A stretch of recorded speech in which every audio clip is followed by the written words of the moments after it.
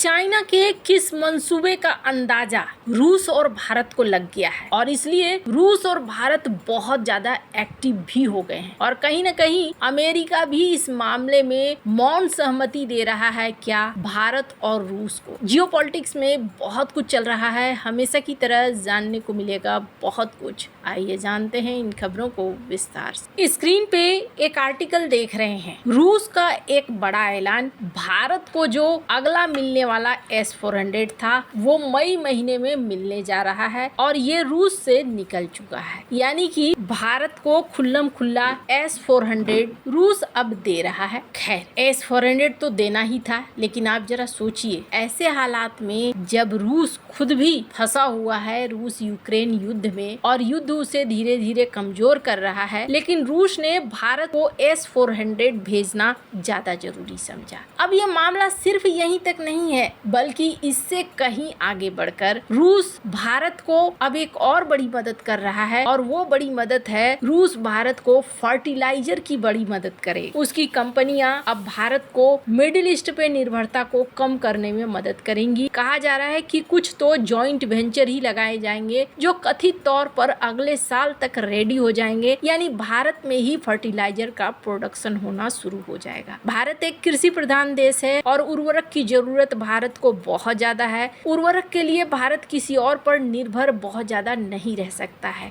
अभी जैसे straight of Hormuz बंद हुआ है, उसकी वजह से भारत को बहुत दिक्कत भी हो रही है। अब इस मामले में मिडिल ईस्ट से जो भारत उर्वरक खरीदता था, उसकी जगह रूस भारत की मदद करने आ रहा है। एक और आर्टिकल देखिए, इसके बारे में मैंने आपको बताया था कि रूस भारत की एक बहुत बड़ी मदद करने जा रहा है। एक ऐसा मिसाइल दे रहा है जो भारत के बल को कई गुना ज्यादा बढ़ा देगा और ये डील हो रही है $1.2 बिलियन की डील, जिसमें भारत को 300 R-37M अल्ट्रा लॉन्ग रेंज मिसाइलों को दे रहा है। अब इस मिसाइल के बारे में मैंने उस समय भी बताया था, मैं संक्षिप्त में यहाँ बताती हूँ। PL-15 का नाम आपने सुना होगा, ऑपरेशन सिंदूर के समय ये बहुत ज्यादा चर्चा में आया था। PL-15 की काट है R-37M। चाइना ने रूस के ही एक मिसाइल का तोड़ निकाल कर रिवर्स इंजीनियरिंग करके PL-15 बनाया था और PL-15 का बाप अब रूस भारत को दे रहा है कि इसकी वजह से चर्चा भी हो रही है। साउथ चाइना मॉर्निंग पोस्ट को देख सकते हैं, जिसमें ये कहा जा रहा है कि क्या रूस के ये मिसाइल चाइना के हथियारों के लिए खतरा बनेंगे। इसके अलावे जून महीने में ही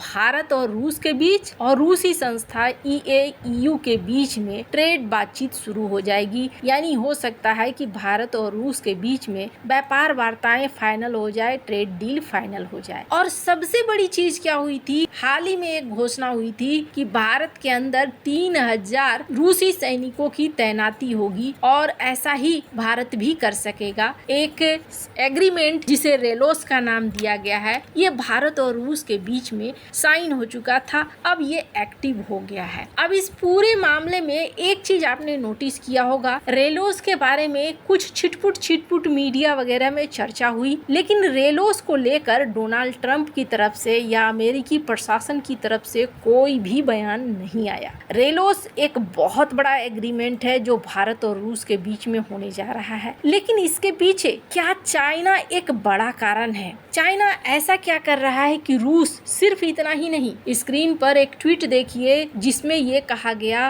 रूसी मीडिया के द्वारा कि स्ट्रेट ऑफ हॉर्मुज बंद हो गया तो क्या हुआ, व्लादिवोस्तोक से लेकर चेन्नई का रूट तो चालू है ना, हम उस रास्ते से व्यापार करेंगे भारत के साथ। अब पूरी तरीके से ये जो घटनाएं हो रही है, इन घटनाओं में आप देखेंगे रूस भारत के साथ खड़ा है। अभी रूस यूक्रेन युद्ध में फंसा हुआ है और जैसे जैसे रूस यूक्रेन युद्ध में फंसा हुआ है, चाइना अपने पांव पसार रहा है रूस के पड़ोसियों के पास। सेंट्रल एशिया में कभी रूस का दबदबा हुआ करता था, लेकिन अब रूस के जगह पर चाइना यहाँ घुसा। पहले तो चाइना इकोनॉमिक तौर पर घुसा था कि हम आपके साथ व्यापार करेंगे, हम आपके लिए रोड बनाएंगे, हम आपके लिए ट्रांसपोर्ट का, एनर्जी का व्यवस्था करेंगे। Kazakhstan, Uzbekistan, Kyrgyzstan, Tajikistan, Turkmenistan यहाँ BRI के जरिए घुसा। अब इन्हें कहा गया कि हमें यूरोप तक व्यापार करना है, हम ऐसा करेंगे, समंदर पर निर्भर नहीं करेंगे बल्कि BRI के तहत हम आगे बढ़ते चले जाएंगे। सब कुछ यहाँ लगभग ठीक लग रहा था।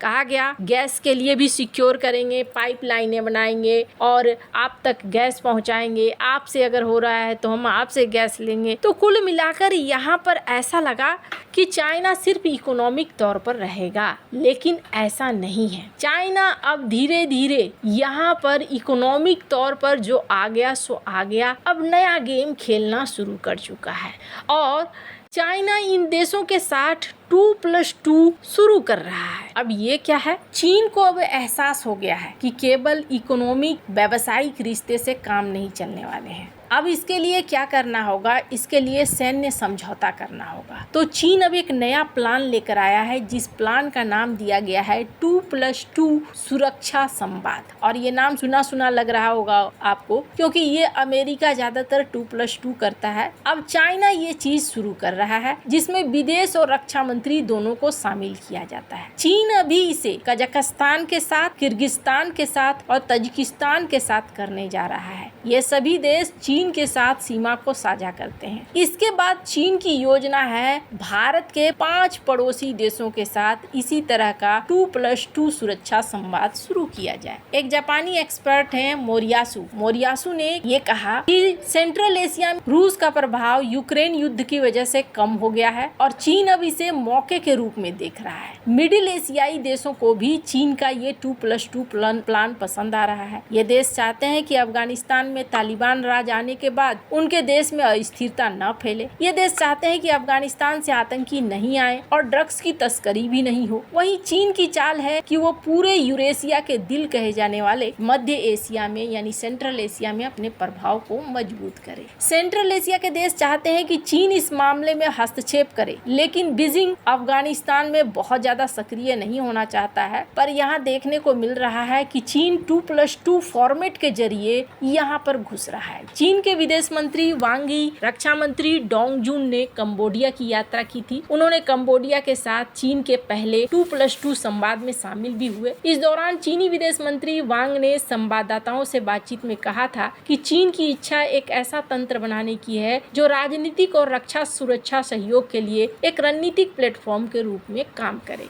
चीन और कंबोडिया इसके लिए तैयार हैं। अब कहा जा रहा है कि भारत के 5 पड़ोसी देशों पर चीन ने नजर गड़ाई है। चीन ने सबसे पहले 2+2 संवाद भारत के एक पड़ोसी देश इंडोनेशिया के साथ शुरू किया था। चीनी विशेषज्ञों का कहना है कि चीन की सरकार अब दक्षिण एशिया और दक्षिण पूर्व एशिया के देशों के साथ 2+2 संवाद करने जा रही है। Myanmar, Cambodia, Laos, Pakistan, Sri Lanka, Bangladesh, Nepal भी शामिल है। इनमें से 5 भारत के पड़ोसी देश हैं। यानी चीन अपना प्रभाव स्ट्रिंग ऑफ पर्ल्स को एक बार फिर से एक्टिव करना चाहता है और इसके जरिए यहाँ प्रभाव बनाने की कोशिश कर रहा है। आपको क्या लगता है, क्या चीन सफल हो पाएगा या नहीं? कमेंट कर अपनी राय जरूर बताएं। जल्द मिलते हैं अगले वीडियो में नई खबर के साथ।